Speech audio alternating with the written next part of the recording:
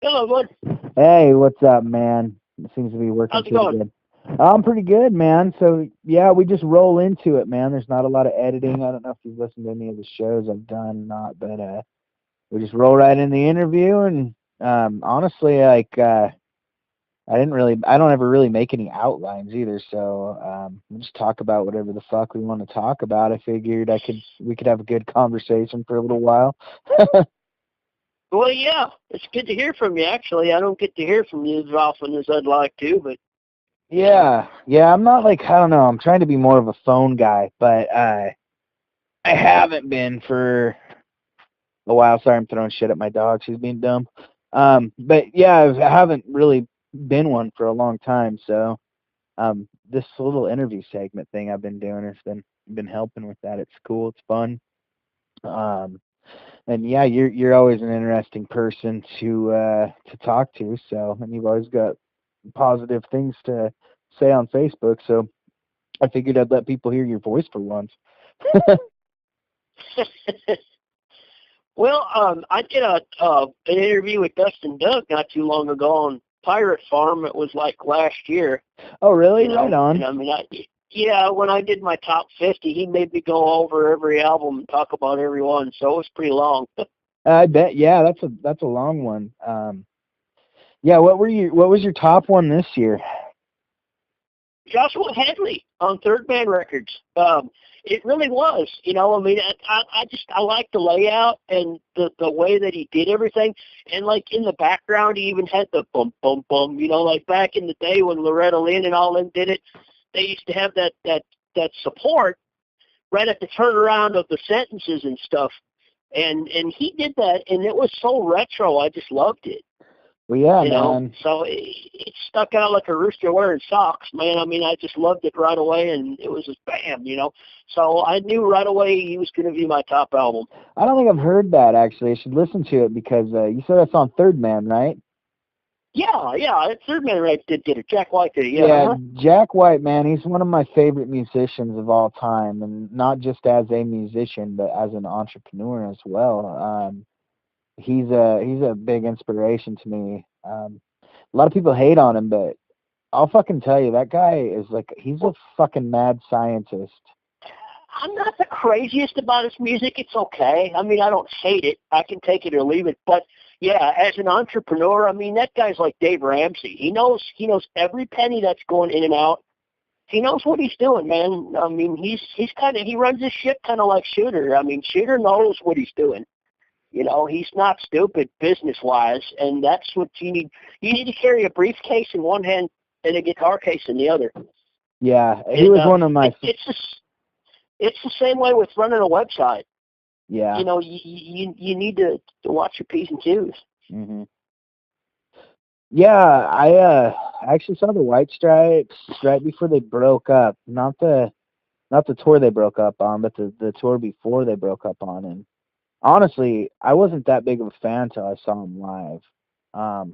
And I became a diehard after I saw him, just watching him work in motion and just watching how he does stuff is just, it's insane. When I watched it, I remember walking away going, someday I'll tell my kids I saw the White Stripes. he That'll was be the at Muddy band Roots, that I and I get to got to say. talk to him a little bit. What was that? And he was at Muddy Roots. I got to talk to him a little bit. Jack White was? Yeah, he kind of came in incognito, but Jason had the Third Man Records van there, the mobile sales van, Yeah, I remember in hearing between the that. stages. Yeah, well, Jack White was there for a little bit. Huh. Yeah, he kind of popped in, and I didn't get to talk to him a whole lot, but, I got to say hey to him and stuff, and do that. I don't think a lot of people knew he was there. I wonder if Jason even knew he was there, but Yeah, I was wondering if he was going to pop up because I knew that van was going to be there. he did for Sarah Shook. He was there. Oh, really? He came for Sarah Shook, huh? Yeah, uh-huh. Goddamn, I wonder Yes, he what's up did. there because she's already on Bloodshot, and that's a damn good label. But I think Third Man might be a Yeah, little it better is. fit for her. It is, but I mean, maybe he came and watched Sleep too. I don't know, but Oh yeah, because Sleep I is mean, he's doing shit with Sleep now too. Yeah. Mm-hmm. That's right. Because So, he put on like a 4 live album set with Sleep. I have no idea who y'all saw, but I mean, I just seen him there, and it was Sarah Shook was on when he had it. He had a whole actual second stage this year. It wasn't a tent. It was a great big sponsored built stage. So I don't know if he's doing that again this year or not, but. Yeah. Well, for a while he was talking about changing venues too. Is he still talking about that? Well, I don't know. I'm not really sure. I hate to really get on public and speak for him. Yeah. And I don't want to tell you the logistics of the situation, but there was some contractual things there, and everything worked out. And it sounds to me like Junebug's going to have it again. So, huh? I kind of stopped following everything. But they seemed to do really well last year, so I was wondering if he might decide to pick it up a little bit. But yeah, that last year was the biggest crowd I've ever seen. Really? Yeah, and I've been there every year. So, I mean, last year was the biggest crowd I've ever seen. You've been there every year, huh? Yeah, I've been there every year. Yeah, I went to year one, yeah. I went to the second one, too. I don't remember ever seeing you there, though, but I don't think I knew you then, so I probably wasn't really looking for you. I knew of you. I didn't really know you personally, but I knew of you, yeah. I knew of you, Yeah, that was a cool year, too, man. I met Sean Wheeler there that year. God, who else played that year? Fuck, the Gallows closed it out. I lost my shoes in the mud underneath that tent. Yeah, I remember that. I think Wayne Hancock was there. Yeah, Wayne Hancock was there. Because I toured with Wayne for a while when I was on the road with Bob. Because, I remember that was the first time I'd seen Wayne in a while. And Kara Clark. I believe she was there. I think Slim Chance and the Can't Hardly Play Boys were there. Maybe, yeah. I forgot about that. Yeah, they were there. Yeah. And then Legendary Shack Shakers were there. Shamrock. Yeah, and Cutthroat Shamrock. Yeah. Yeah, that was the big year of Farmageddon. Farmageddon just came out that year. So there's a lot of... Yeah, that was... See, I missed that one both years, so I never got to that one. I didn't start my... I started my website. My website was a little tripod site back then. And I really didn't open it up with a main WordPress site till 2013. That's when I busted wide open. Yeah. The year I went was 2011, I think, actually. It's weird. You were there the second year, huh? Yeah. Yeah, it's weird thinking it's been around that long. It's pretty rad. It's changed a lot, too. It's shifted. You never know what you're going to get.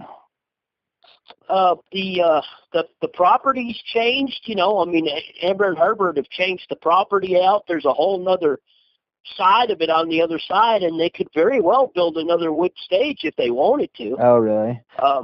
It's so big that they could damn near hold 2 festivals at once if they really wanted to. Yeah. I didn't even know there was a waterfall over there till Honeycutt told me like a couple years ago. Did you go to the waterfall when you went? I was like, no, I didn't fucking even know there was a waterfall there. Cummins Falls, yeah, it's a state park over there. Oh. Uh-huh. Yeah.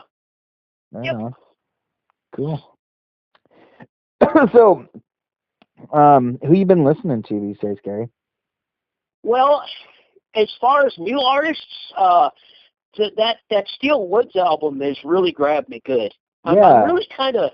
I'm goofing around with the Southern rock stuff or outlaw scene, if that's what you really want to call it. But that second, I just covered that second album, their album release show last weekend. As a matter of fact, I just launched it just now. Josh Card opened for him. Now, he used to play with Whitey Morgan in the 78s, and he's doing his own thing now. And his album is called With a Heavy Heart, and it's really good. Is it? How long ago did he play with Whitey? I caught Whitey fucking long time ago in Detroit. Not too long? Yeah, he didn't play with Whitey for too long. Was it during the beginning? Because he had that bass player for a long time that he parted ways with, but now I'm seeing that bass player in other bands, too. Yeah. They got the big hair. I can't remember the bass player's name. Yeah, I can't remember the bass player's name offhand. God, I know too many people. But yeah, I did like that new Whitey album. Speaking of him, that was almost the best album he's ever put out. I'll have to check it out because I've been listening to Whitey for a while. Their sound is really solid, man. And Brent Robinson, I'd say Brent, he's one of the finest steel guitar players of our age. I mean, Mr. Brent's a cool dude, and he's knowledgeable and he's solid. The band itself is a very solid force now. And he's become quite seasoned, and he's writing better stuff. So I liked it. But right now I'm listening to that new Steel Woods album, and I'm checking out, I just got the CD the other day from this young man. His name is Zach Clifton. And he's a young dude. He's got some traditional stuff, and Bobby Flores produced the album. Huh. So, yeah, he's pretty darn cool. You want to go into Bobby Flores a little bit for people that might not know? Well, Bobby Flores wrote some songs back in the day, traditional songs, and he's from the Texas scene. Okay. And he's more of a traditional singer in the Texas scene. And he's married to Jennifer Herron that announces for WSM Radio. Okay. Right on. So yeah, I've been hearing about the Zach Clifton guy a lot, actually. That's funny you mention him because he's been popping up a lot on my radar. Yeah, Zach Clifton, he's a young dude. Little crazy looking dude with some glasses and stuff. But he can play, man. And, I've been checking out that Joshua Ray Walker CD. That album's good. Yeah. I've got the Cody Johnson album, and I haven't really heard it all the way yet. Joshua Wallace does all my reviews for me, and he lightens a lot of load off me. He really does. I don't think I could do it without him now. Well, I was pushing you to do reviews, too, and you said you didn't want to do them because you felt like you wanted to. I think what you're telling me is that you didn't really want to give a bad one, and you felt like the only way to review an album properly. I really didn't feel like that I was qualified to do it as far as my musicianship and everything, but I guess, it kind of changed and everything, and he started doing it, and he's real good at the PR part of it, hooking up with the PR companies and everything behind the scenes on the email, that he allows me to focus on festivals and news, and he pretty much just does album reviews for me. But he also helps me book all these hotel rooms and everything that I do, and calculates mileage for me, and he does a lot of stuff for me that I really, really can't do everything myself and work and run my household and everything still too, So yeah, it's hard. I pay him decent money, but it's still, the fact of the matter is he lightens my load out a lot. So, he just booked me hotels in 4 different states yesterday. Right on. We're going to be covering the Metropolitan Awards this year. Oh, that's rad. I've covered the actual awards for 2 years now, but I've never covered the side shows yet. This will be my first year covering all the side shows. I'm going to be there Saturday, Sunday, and Monday. I'll be there Monday, and then the show is Monday night, the awards. So. Well, I don't mean to toot my own horn, but I'm fairly certain that I'm the one that started the movement to get Billy Don nominated this year. Good deal. You should have, because he deserves it. Yeah. Yeah.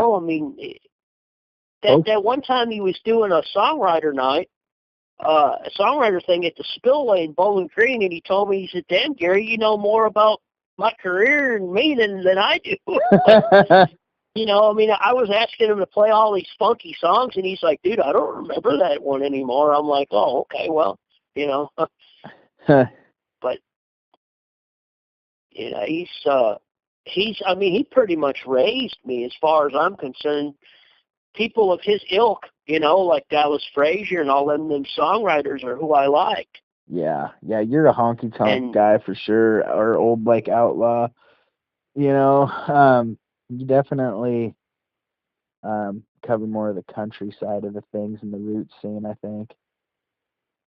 Well, I mean, not only that, but at that time, for its time, Billy Dow Birds was writing pop country for its time too. Mm-hmm. I mean, the first song that he had cut was "Everything's All Right in Arkansas," which was cut by Connie Smith, and the format of it, and everything for its time, was really pop country. Mm-hmm. I mean, it wasn't hokey like it is today, but yeah, but like 90s time, and 80s hokey, or not, 90s, 80s pop country. Yeah, right. Where it wasn't as hokey, but kind of started the whole thing. No, it wasn't hokey in any way, shape, or form in the 60s and 70s. Yeah. But, I mean, I still love me some old Kenny Rogers pop country and stuff like that. Yeah. Well, and I was, to me, maybe it's just nostalgia, but, like, I like 90s pop country. People kind of shit on it, and the Waylon Jennings, like Garth Brooks is, to country music is like pantyhoser to finger banging is what he said, I thought, yeah, well, it's true, and it was kind of funny, but I thought Garth's first 3 albums were good. Yeah. Stillwater was a solid band back in the day. Betsy Spittle was on the fiddle, and she's a great fiddle player. Yeah. And he had Ty Herndon on lead guitar. That dude can rip. Well, and even if he doesn't write songs, he picks good songwriters to write his songs for him. And he writes some of his stuff, but he doesn't write them all. And I think the part of that is you can't expect guys that when the music business starts. When you get big in the music business, you have to stay relevant. So the labels push you to put out as much music as you can, as fast as you can, and you can't keep up with songwriting. So even if you're a great songwriter, like, I mean, Cody Jinks is probably one to be an example of that. I know Cody can write a song, but he still sings Billy John and Morningstar songs. And I think that's it. Is like once you get to that area, you got to stay relevant, you got to stay hot. Sometimes you just can't write songs fast enough to put out albums as fast as they're needed, You're right. I mean, how Coulter Wall put out that one of Billy Don's songs on his new album. Yeah, he picked it. Probably my favorite one too. Yeah, it was one of the best ones. It definitely was. Yeah, I think that's one of my favorite Billy Dunn songs. Is the one that Coulter cut. Yeah, Wild Dogs is a good song, but I mean, Billy Dunn's done a lot for the outlaw scene. That's pretty much dead, and I mean, it's pretty much, I mean, dead by physical death. A lot of those guys that are dead and gone and passed away, he's done a lot for. Yeah. I mean, it's just the way it is, and there ain't many legendary songwriters left. Jerry Foster and Dallas Frazier's a preacher now. He ain't even really playing anymore. Yeah, there's a few people like that kind of just like quit, Mhm. Yeah, for sure, man. But yeah. So, what else you been listening to? You're always listening to music. That's always when I'm going to book something. Usually, if I hit a snag or I'm just at a fucking wall, I'm just like, I'll see what Gary's got to say about who he's listening to these days. Well, I do. I'm quite eccentric in what I listen to. I mean, I've been digging the Earls of Leicester a lot. I like that live from the CMA that they did, and they're really a cover band, but they're a bluegrass super group. I mean, they got Jerry Douglas and all them guys, and they just cover Lester Flatt and Earl Scruggs from '64 to 75, and that's all they do. So, I mean, it's just cool as hell. I've been digging that a lot, and just a little bit of everything, man. I mean, I've been digging, I guess if you want to call it Americana, I've been digging Aaron Lee Tashian, and I'm waiting for that new Flatland Cavalry album and a new Elizabeth Cook album, and there's just so much good stuff. There's a plethora of great music out there. Yeah, me and Josh were just talking about how it's a pretty good time to be a music fan, I think. Country music. Oh, yeah. Fan. Especially country agree. music. I was just typing in my article yesterday.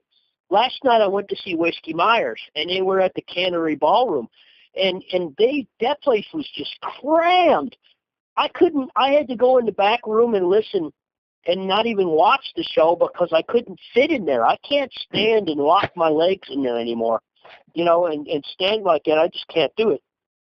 Mm-hmm. And I thought to myself, man, is it great to see a crowd this size for a band like that? Yeah. I'm loving how Nashville's actually embracing finally the red dirt scene, and I like it because I like that stuff. Let's hope they don't fucking ruin it, though. I hope they don't, but it's just great to me to see the West Virginia scene trickling out towards Kansas City, and then the red dirt scene trickling out this way. I love seeing it. It's great. Yeah. Yeah. So I really hope they don't, because that new Aaron Watson album, that Greg Carroll, was terrible. I didn't like it, but it sounded kind of poppy to me. Yeah. And I just didn't like it. I mean, it was a total different direction from Underdog, and I just wasn't that pleased with it. But well, that's how it kind of sucks to be I don't want to say I was about to word that really bad. But sometimes when you're a fan of somebody for a long time, it really it's hard to accept shit that's different from them, because I was thinking with Ryan Bingham, God, I was such a fan of him when he first came out, and then it just slowly started trickling to where he started really doing some really different shit, and I was just like, yeah, I was disappointed with it. But from an artist standpoint, I can understand why he needed to do something different. Yeah, he's a good example. You're right. I honestly, to me, Masculino is a classic album. Oh God, it's so good. Roadhouse Sun was fucking almost just as good, in my opinion. It was, but yeah, Masculino was the first Clear album I ever got. And I can just remember my expression when I pulled it out. I'd never even heard of a Clear record before, And I looked at it, I was like, oh my God, this is just fucking cool, man. Well, there wasn't nothing like it at that time. Colors started coming out. Yeah, right. And then all these colors started coming out. I think Those Poor Bastards was one of the first swirly ones I ever saw. Mm-hmm. No, it was that Lonesome Wyatt and Rachel Brooke album that they did together. God, that was a good album. That was the first swirly album I ever saw. That was a really good album, too. It was. I'm not really a Those Poor Bastards fan, to be honest with you. It's just my taste. I can respect it, but it's not my cup of tea. But those two songwriting together and playing off of each other was probably one of the most ingenious albums I've ever heard from what we're doing, I think, honestly. But yeah, I really dug that album. So anyways, that's a sidetrack there, sorry. Yeah, but you're right, that was... What were we talking about before that? I mean, Aaron Watson, we were, you were saying that it was kind of like, it's kind of like Pantera. Everybody just kind of knew what to expect, and then when they did something different, it kind of pissed everybody off. Yeah, like Metallica, and Slayer said... Yeah, definitely Metallica, yeah. Well, Slayer, Kerry King from Slayer said that they've followed the same formula for years for that same reason. He said, when you get a Slayer album, you know what you're getting, because they don't fucking change anything, which is cool in its own right too. But at the same time, I can understand why you'd want to grow as an artist, and Sturgill Simpson's another one. I didn't really dig his last album because I thought he got a little weird too, Sturgill's always been a little weird, but I really did not dig that last album. Well, it was a concept album, first of all, but he's, I think he may throw us for a surprise, because from what I've been hearing, the next album that he may do is going to be a double album, supposedly. Well, he's been pretty quiet for a minute. I thought to myself, man, he said he was only going to put out 4 or 5 albums and quit. And I thought to myself, man, if he just puts out one more double album and says, oh, that's 5, and he quits, everybody's going to be mad. But, you got to give the guy credit for wanting to raise his kids. I mean, shit. Yeah. You can't knock a guy like Garth Brooks for wanting to raise his kids and then come back. Yeah, You know, I mean, and that's cool that he did. Well, and look what happened too. Most of the guys from his generation became irrelevant. Like George Strait, all those guys that were really top notch musicians, they fucking were pretty goddamn irrelevant. So when Garth Brooks came back, he made fucking waves because he went out on top. And when he came back on top. Yeah, that's true. Now, me and Josh, we're going to be covering George Strait in Atlanta this year. I can't even remember when it is. He was going to retire. I think Garth coming out of retirement helped keep George Strait from retiring. He did a whole fucking tour on it. It's because he made George Strait relevant again too, I think. You know, those guys can just do whatever they want to do. If they want to set up a tour with 6 dates, people are going to eat them tickets up like candy.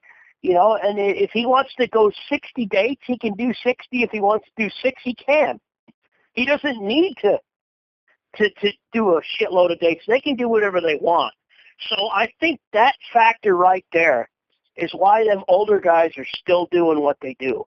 Well, because they like it, first of all. But second of all, I think that they can say, hey, I don't have to work as hard as I used to have to. They're already established, you know, so, and they don't have to play the same set list night after night because they got 175,000 songs to choose from. So, you know, I mean, I think Reba's the same way. She doesn't have to tour anymore if she doesn't want to. No, absolutely not. Well, and fuck, her TV shows probably made her enough money to where she ain't got to worry about it. It probably has, yeah. That show was like, it wasn't a huge hit. As far as like when it was on, it was not that big really, but like the reruns, it's on everywhere now, you know. It is. Putting it on daytime TV, I think, really gave that show, made people really like it, because I don't recall ever watching it once when it was on regular nighttime television, but I watched the shit out of it if it's on during the day, you know, when I'm just at home by myself and nothing else is on. So. I've never watched it. I'm not much of a TV watcher, so I don't really. Matter of fact, the other day is the first time I ever watched Kellie Pickler's TV show. I've been a really good friend of hers for years, and I never really even. I mean, I knew she had a talk show, but I just never watched it. And I just flipping through the channels one day, and I just watched it. I thought, damn, she's really good at what she does. It's like a Ellen DeGeneres type talk show, you know. Yeah. I thought, damn, she's really, really good at what she does. Yeah. I was impressed. You know, I texted her and I said, hey, I'm really impressed. You're really good. Well, I'm sure she appreciated that. Well, you know, I mean, I didn't get a text back like, who this, you know, so I thought, well, that's all right. You know, that's scary to hear from you. But so, you know, I was expecting to get like new phone, who this, you know. Yeah. Right on. So, trying to think of some other stuff. You making any jerky these days? Oh yeah, I did. I made a little bit. I got 2 deer this year, so I kind of, you know, I slowed down a lot of what I'm doing. I don't duck and goose hunt anymore. I can't wallow around in that water and shit anymore. I'm too old for that. Wore out. Like today, I had to take a Lortab a little while ago and just kind of chill because I'm not moving very fast. So, you know, but I do hunt as much as I can still. And I got 2 this year, so I'm making jerky still, yeah. Fuck yeah, you're world famous jerky, man. I try. Everybody likes it, so I'm going to keep making it. And the sausage, too. They love the summer sausage, so, you know. You guys got mainly whitetail down there, don't you? Yeah, we do. We don't have any muleys. We got a lot of mule up here, but whitetails have been moving in up here. It's weird. You don't see a lot of them, but man, people have been getting more and more of them up here. But yeah, the mule animals migrate on railroad tracks. Huh? Oh yeah, that would make complete sense, especially because like you'll hear horror stories from train engineers about running through herds of elk.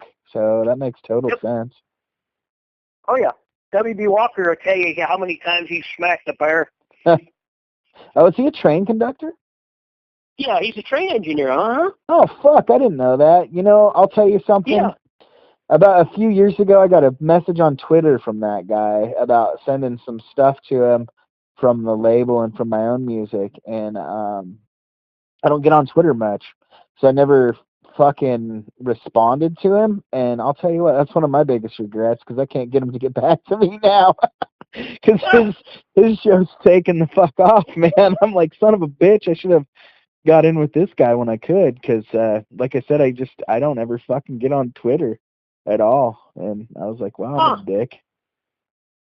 But, well, he you know, maybe he didn't remember it or something. I don't know. But well, I didn't know. Yeah, it's funny too, because like I've known who he was for a while. I've been watching his Facebook and stuff for years. Been friends with him on Facebook, and even for a long time, man. Back when I was doing dog water, I remember WB being around, and yeah, and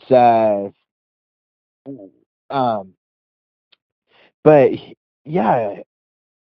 And then I'm like, I bought that Coulter Wall album because everybody's talking about Coulter Wall, and I went through a phase where I was like, I'm gonna buy music, because like I don't listen to music as much anymore. So I'd watch and see what people were listening to, and I'd go hit it up on Amazon to buy an actual CD or the artist's website without listening to it on YouTube or anything, because I wanted to pull it out of the envelope and shove it into my CD player and listen to it for the first time. And that's what I did with Coulter Wall's first album. And then I was like, I heard him fucking come over the speaker. I'm like, that is fucking awesome.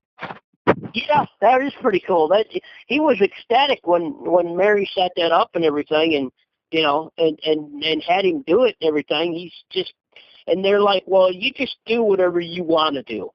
Say whatever you want to say on it. They gave him free reign to do everything, and he kind of devised this little thing up. You know, the official time in Dingus is 7:28 or whatever. You know, there's no real. Dingus is so dang small out there. You know, there's no real. Yeah, there's just, that doesn't exist. It's just all fun and games, but it's just neat the way he did it. Yeah, he did a really good job. He's a mastermind of the podcast, let me tell you. He really is. Yeah, I'm really trying to get back into it. That's why I've been doing this.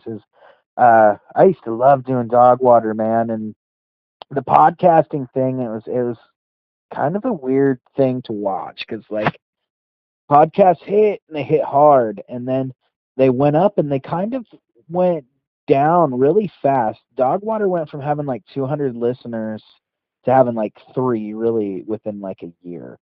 And I think it was just because everybody started doing them. Anybody with any kind of shitty microphone and, you know, a computer and Audacity, we're doing it, you know. And then a lot of things happened where, I mean, our biggest thing too was like pretty soon we're starting to get hit up by licensing and shit, you know, like things that you don't think about when you first start doing this is that some of these artists, you know.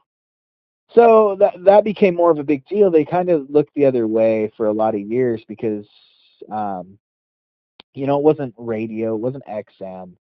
People, it was just fucking internet, so people knew there wasn't a lot of money in it. But the second there started becoming sponsorship or money, you know, BMI and ASCAP, those motherfuckers start coming around, and that put an end to a lot of it. And then it became a different beast after that. A lot of like the talk side of it, the informational side of it, more of that came out.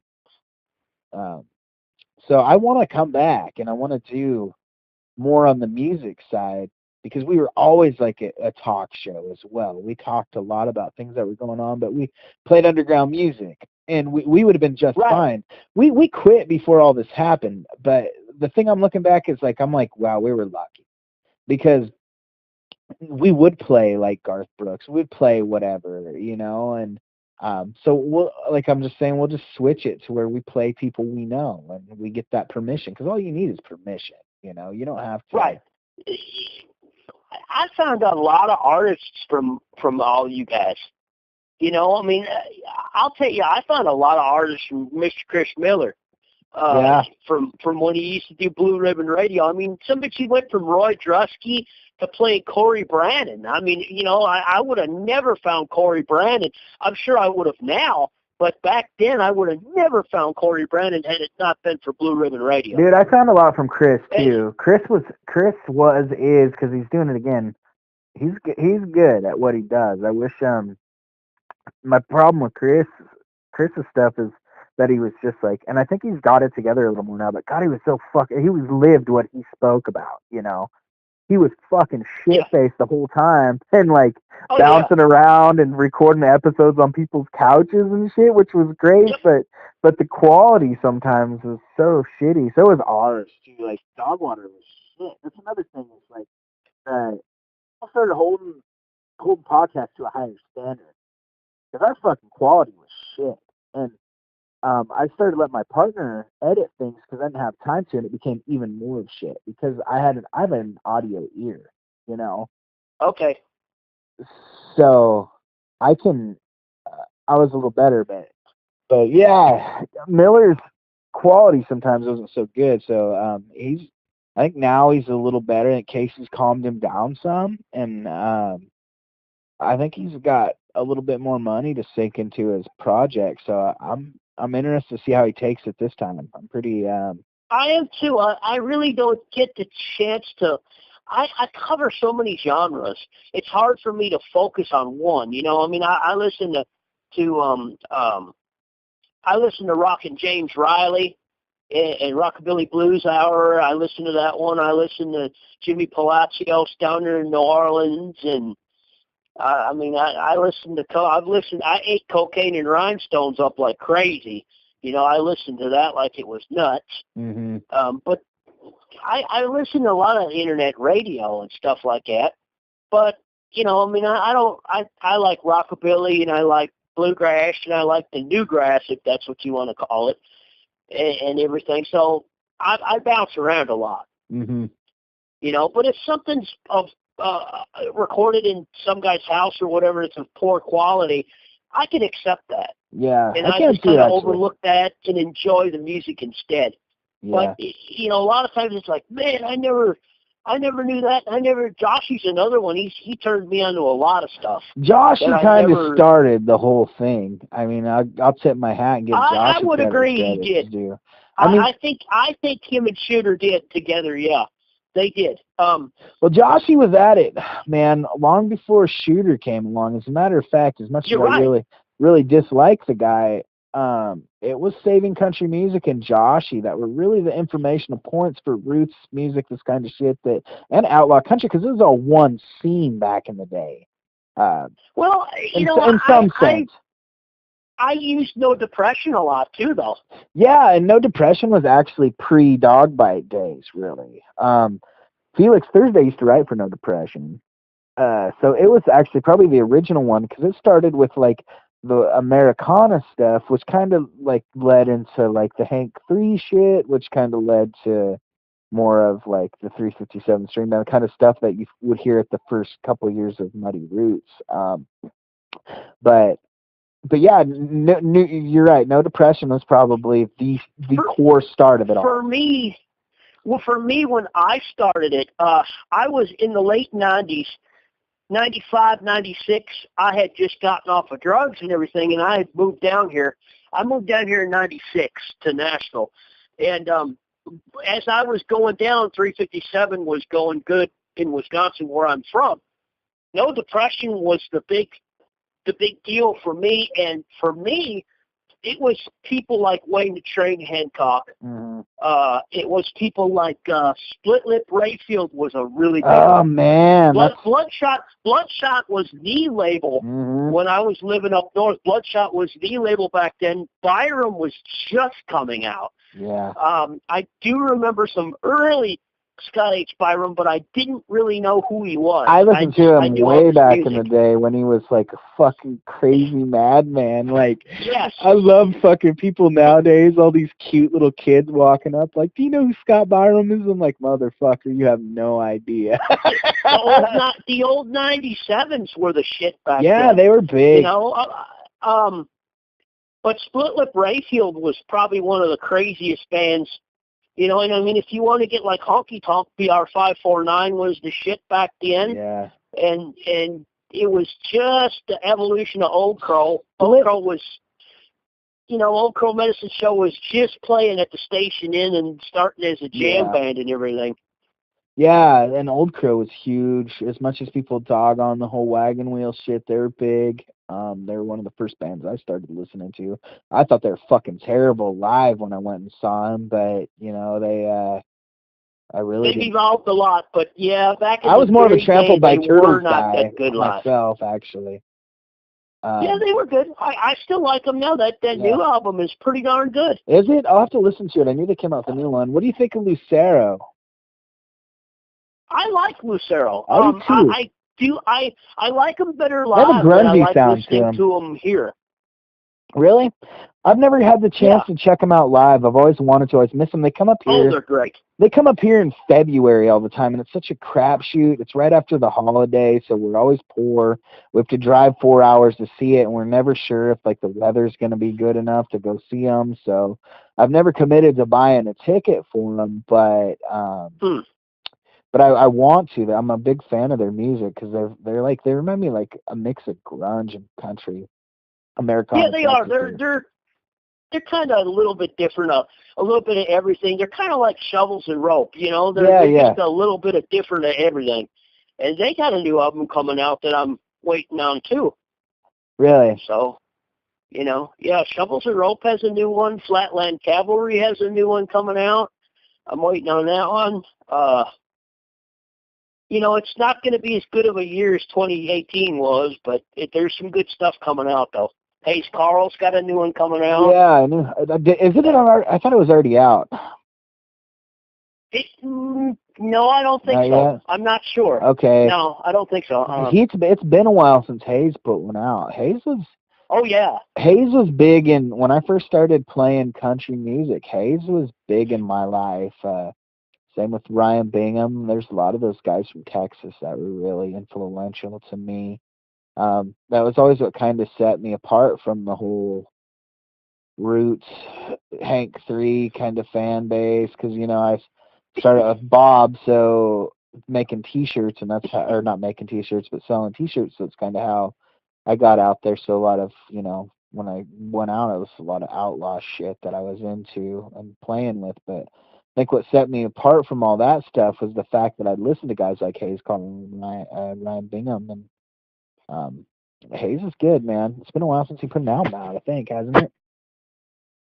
Yeah, he comes here a lot. At least twice a year he comes here, and it's always cool because, of course, Band of Heathens usually opens up for him. Oh, really? That's you know, I mean, they're pretty much his backup band, so you know. Huh? I didn't know that. Yeah, Band of Heathens is his backup band. Huh? Right on. Yeah. Cool. So that's how I first learned out that he was going out with Allison Moore. He brought her out, you know, singing and stuff, and I thought, oh, okay, cool. She just happened to be there or whatever, and I was talking to his merch guy, and he's like, no, they're dating. And I'm like, oh, wow, I didn't know that. Okay. All righty then. Yeah, Hayes is good, man. I wonder, that fucking, I don't know if it was his first or second album, the one with Drunken Poet's Dream on it. Oh, that's the second one. Is it? That's what I thought. Mm-hmm. But yeah, that's that album, man. I almost wonder if he'll be able to top that one ever. That was such a good album. Yeah, he's the shit. He's coming. I think April. Sometime in April he's coming out. Oh, right. Here. So, and I don't think I'm in town. I think I can't even remember where I'm going to be. North Carolina, I think. I signed a contract the other day for Merle Fest, so I'll be covering Merle Fest in North Carolina. Oh, cool. And I'll be at Master Musicians Festival this year in Somerset, Kentucky. And I'll probably do the Muddy Roots Boogie. I'll be covering that. Have you thought more about coming up to Moonrunners? Well, I'd like to, man. I really want to come and see you. If I did, it would probably be for one day, just like a little quick jaunt. Yeah. I really, really want to, but I'm not sure what I all got going on that month. So, you know. How close are you to Wichita? Kansas? Let's see. I can get to the Westport Saloon in about 8.5 hours. So, Wichita would be farther. About 12. Probably. Yeah, I know, but it's about an hour and a half, maybe. Yeah. Oh, really? Something like that. Yeah, Wichita's in the middle of the state, isn't it? Fuck, I don't know. I think so. Yeah. So let's see. Kansas City's right on the line. So I'm really not sure. I've never been to Wichita, so I couldn't really tell you. Well, it'll probably be in Wichita. Westport, I hit up Travis, but he said he's not. He's only doing shows on Saturday and Sunday now. I guess he's having a heck of a time up there in KC. Huh. Fucking Travis Fields from Westport Saloon. They did like there's a parking structure or something that they built in front of it or something, and it's really messing him up a lot. Oh, really? So, yeah, it's not really his business that's hurting his business. It's the logistics of the city that's going around him that's hurting the business. So, Yeah. I don't know. Man, I'll tell you what, dude. Kansas City has been one of my favorite fucking. It's fun. Oh, I love that city, man. I love it. It's probably it's one of my favorites for sure. It's a good one. Yeah. You been up to that Westport Music Fest? Yeah, I ran a stage there. That's right, you did. But the year before, I was there. I covered it in 2015 and 2016, I think, or 16 and 17, either one of the two. Cool. I did 2 years there. Yeah. Right mm-hmm. And that 1 year they had Mo Bandy, I sponsored and ran the whole stage. Yeah. That's right. Yep. I thought you did that at Muddy Roots for some reason, but yeah, I remember now it was Westport. But Muddy's the only festival that I've been to every year of. Yeah. There's a couple festivals where I've been to like 3 and 4 years of it, but I try to rotate 2 or 3 of them a year so that I can kind of support everybody and cover more bands, and then it benefits me too because I get more listeners and I can shake more hands and stuff. Well, yeah, and you want to try to put some new stuff in too. Right, I do. But so many festivals reach out to me because that has become my main shtick is festivals. Yeah. So, and they all want me so much. So, I've been fortunate enough to even be wanted, which is really cool. Mm-hmm. But I mean, I try to accommodate everybody, and I love to travel and get to new areas and meet new people and stuff. So I've been wanting to do Delfest in Maryland for so long, and I may finally do that next year. But did you tumbleweed last year? I did not. I was Joshua Wallace did tumbleweed for me. Okay. I did it the second year.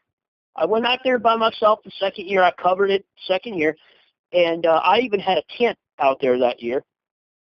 And I did that, and then last year Joshua Wallace covered it for me, and I tried to go to the Blue Ox in Wisconsin, and my car blew up, and I lost that car. I bought a new car, and the thermostat stuck on it, and I blew up on it, and I let it. It got too long, and I warped them damn heads on that engine, and it wasn't worth putting a new engine into it. That happened to Owen Mays the first time. Yeah, that's right. It did, but for me, it exploded so bad on me that it dripped over onto the transmission, and I saw some of the linkage just didn't look right to me, and I thought, you know what? If I put a new engine in this car, I don't think the transmission would have handled it. So it wasn't worth it. I junked it, sold for scrap, and turned around and bought this 4x4 Blazer that I got. So, and it ended up being a little bit better because I got more room. But, it just happened. Yeah, Owen had bought a van and he was making payments on it. He went and sunk some money into it. It was like his second tour out, and the fucking heat gauge was broken, and his thermostat stuck, and he fucking blew that engine up first tour out.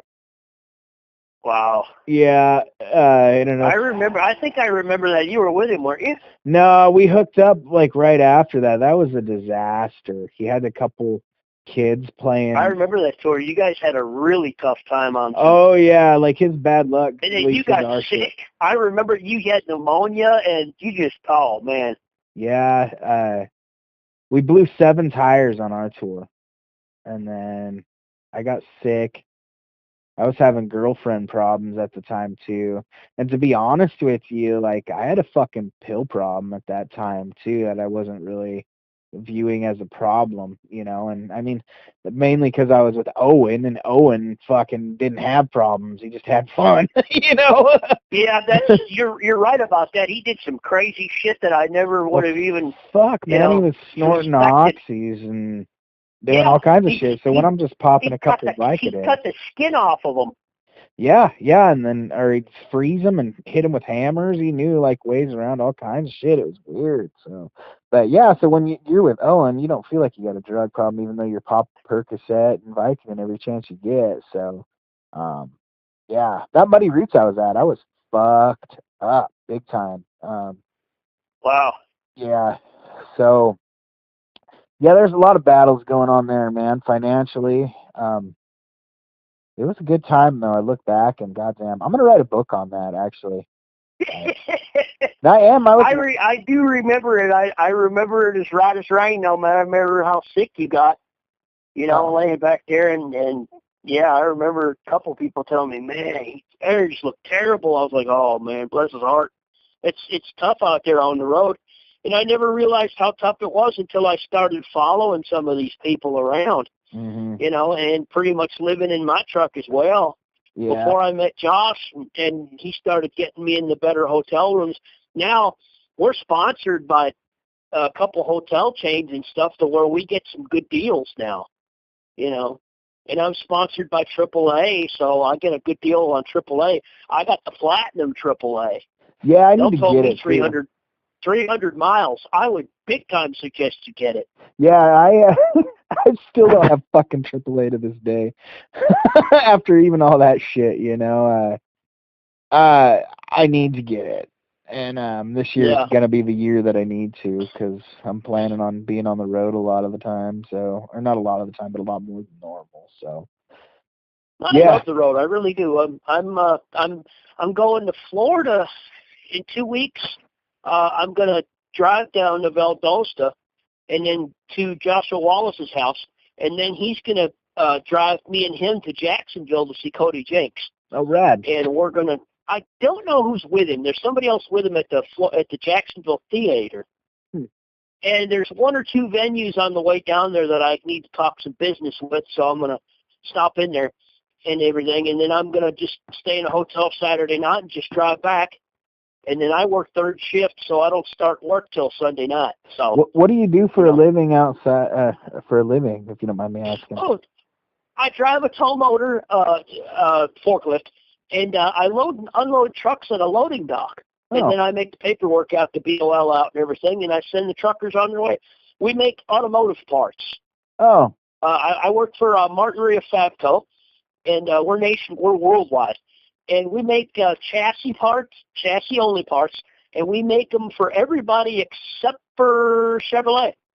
So I do Ford, Volkswagen, Jaguar, Land Rover.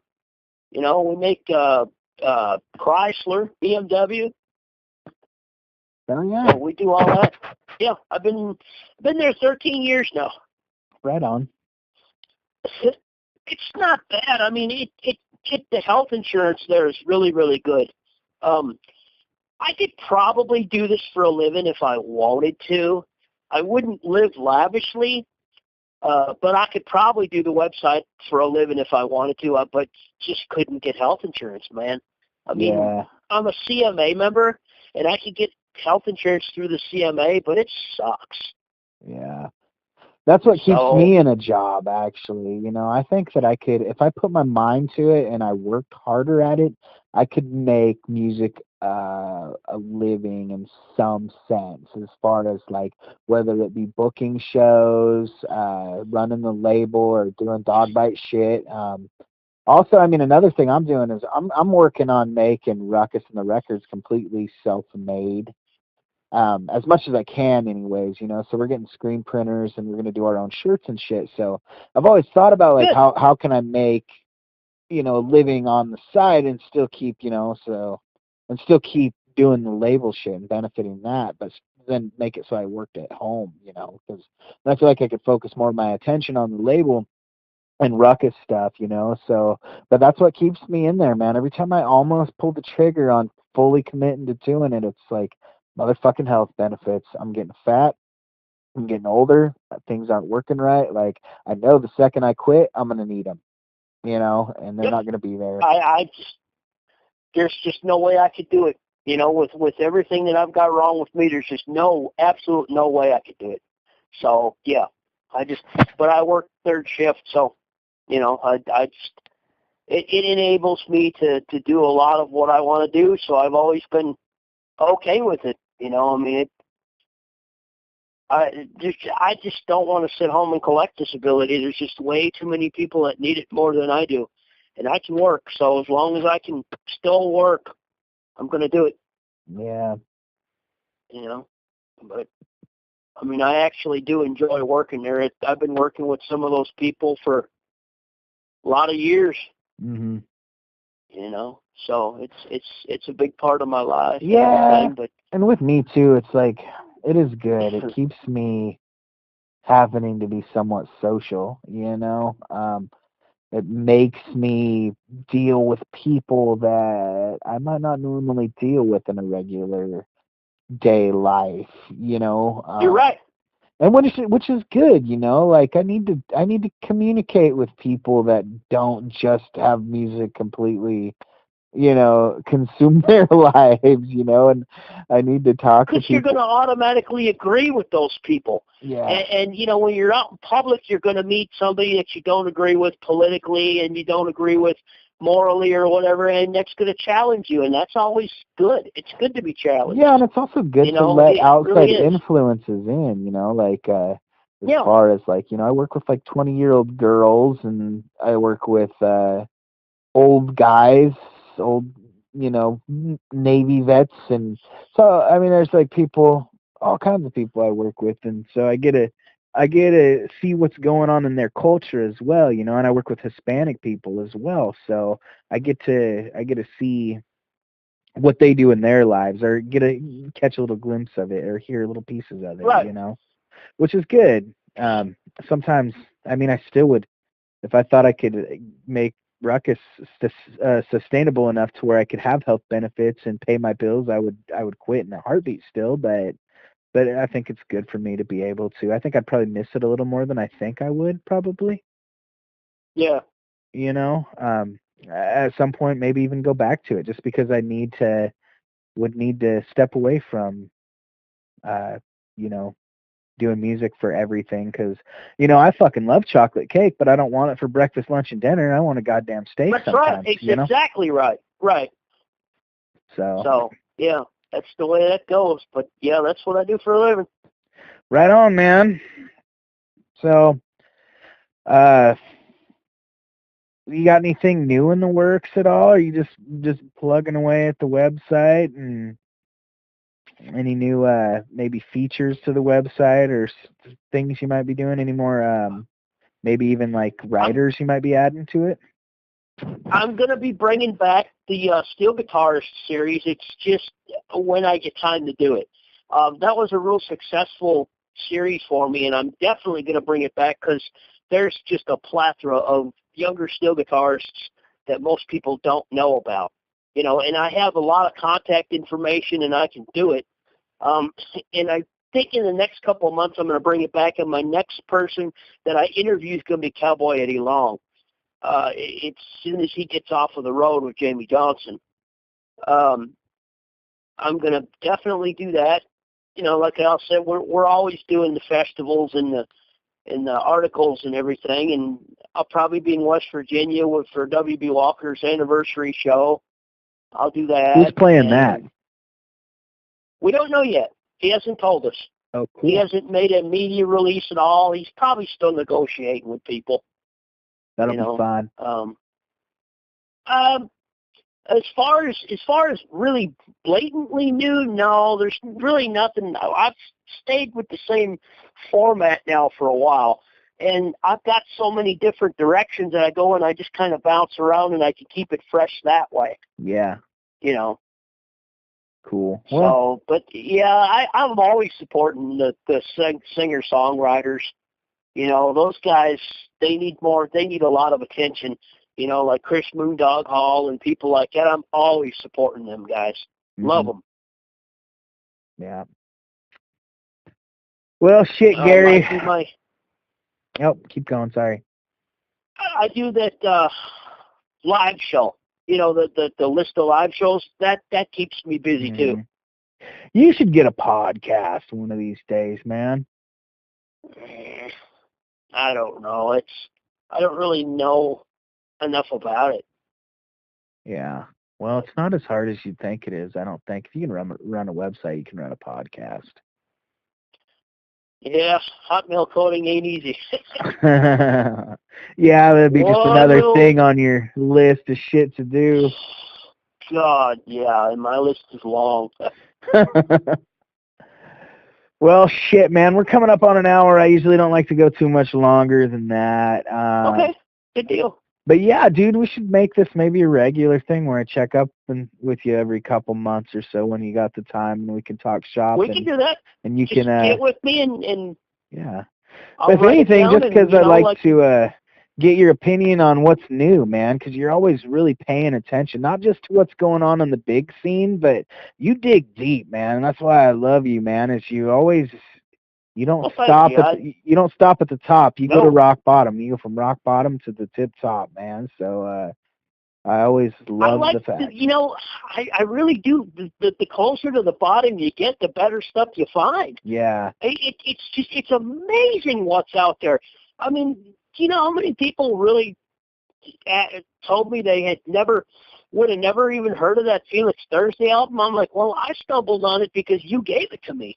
I mean, that's Bite that did it, but I mean, that album was just freaking amazing. I loved it. That album is one of our top sellers, and I'm pretty sure it's because of you, man. Like, well, I know James Britt, when I bought it for him and sent it to him, he just loved it.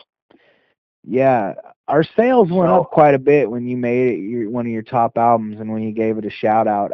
It's been doing pretty well. Oh, good. That's what I wanted to hear. It's kind of weird too because Felix kind of just stays at home. He's a school teacher for mentally disabled kids, and so he doesn't travel out much. He doesn't tour much. So when we put that album out, like I knew the songs were great, and he had Jack Gibson from Exodus record it.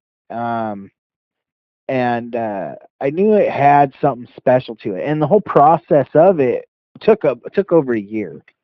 They bounced the tracks around. Jack moved in the middle of it, so it was weird. Part of it was recorded in California, part of it was recorded in Nashville, and Jack would drop off the map for months on end and then pop back up and be like, sorry, been on tour with Exodus, or sorry, been in the middle of moving, and then he'd be like, I'll get you some tracks, and then I'd be like, okay, because sometimes that meant that it wasn't going to happen, and then I just went into it with no expectations of when it was going to get done. I didn't put a fucking release date on it until I had the master in my hand and the artwork done, and then so the fact that there's that, he had kind of dropped off the map as far as like touring and playing goes, and all I knew is that the songs were good and it had something special to it, and it's been one of my best sellers. I had no expectations on it being one of my best sellers because I got the Stoned Evergreen Travelers too, and they are constantly working. They probably sell more albums, but not online. They sell their albums at the shows and stuff, because they're playing and they're doing the work. Felix has sold more in-house label albums than anybody we have, and but yeah, I think that's partly because of you. It was kind of before that, but like I knew you were gonna love that album too. So when I gave it to you, I was it like, was truly a gem. yeah. So I'm looking forward to seeing what he comes up with the new Cheatin' Hearts album too. I'll send you a copy of the greatest hits when it comes out. That's all the old Cheatin' Hearts stuff. And Good then, deal. and then I'll send you the new one when it comes out too, because he supposedly kind of put a fire under his ass to go record a new Cheatin' Hearts album. Good. But yeah, did you get a chance to listen to that Honeycutt album? I did. It was very different from what I was used to. Yeah, that's what I told you. So you gotta commit to it. Like, yeah. If you're a Honeycutt fan, you might not necessarily be a fan of Last Fallen Leaf. I was personally, but it sucked me in really hard. It fucking got me going. Like I always say, if you smoke weed, smoke a bunch of weed and just like commit an hour of your day to it and buckle up because you're going on a fucking journey. I wish I could. With my rheumatoid arthritis like I am, I really wish my job would let me, but that sucks too, because some CBD would probably do you wonders. Not even just THC. Sorry, I breathed in weird, but CBD is doing so much wonder, especially for people with arthritis. There's no reason you shouldn't be able to do a little bit of that. Yeah. You know, it sucks. But yeah, I figured probably since you're a forklift driver, they probably piss test you fucking on the regular. And as soon as I go to a festival or whatever, always in the music business, I get stereotyped a lot. Yeah, I bet. A lot. Who else was somebody else was telling me that happens too. Oh, the drummer of the Stoned Evergreen Travelers gets piss tested all the fucking time because the name of his band, and like anytime they go on tour and come back, he fucking gets popped with one. Wow. Yeah, I can see that. So, and he's in Washington too, so it still hasn't really. I mean, it's legal and shit, but it still ain't changing in a lot of ways, If you smoke it, your employers can still fire you. Your landlord can still kick you out if you grow it. It's like there's still a lot of shit that comes with it. But I wish more people like you could do it. At least on the medical side of it, because there's factors where they don't even get you really high. I mean, my grandpa was mowing down Vicodin and pain pills all day long for his knees. Never saw a fucking problem with that, but he fucking hated weed. And like, honestly, I think it caused a lot of health issues for him. And I almost wish the stigma of it wouldn't have been around. He could have tried some CBD or some light THC stuff, because I think it would have benefited him much better. So. Okay. Well, yeah, just give me a call, like maybe 2 or 3 months or whatever. We can do it every 2 months or whatever you want to do. Yeah, man, I would love to get with you. We can always set something up, man. Yeah, I'd love to get with you on the regular and just pick your brain, make you one of my regular guests. Working on quality of the show too, so we're working on like right now we're just running this app, and I send it to the studio. They put some slideshow stuff on there, and then they post it up on YouTube, and so we're working on a little better quality too. So maybe next time we'll be able to do it a little differently. The quality isn't too bad, but I've always I want to get back into the podcasting side of it. So, but yeah, man, email me a copy of it so I can listen to it. Yeah, you bet, man. Yeah, you'll be able to watch it on YouTube too. So. Oh, okay. All right, man. I'll talk to you later, Gary. It was good talking to you, man. Sounds good. Yep. Bye. Have fun with your spaghetti dinner. Thanks, man. Peace.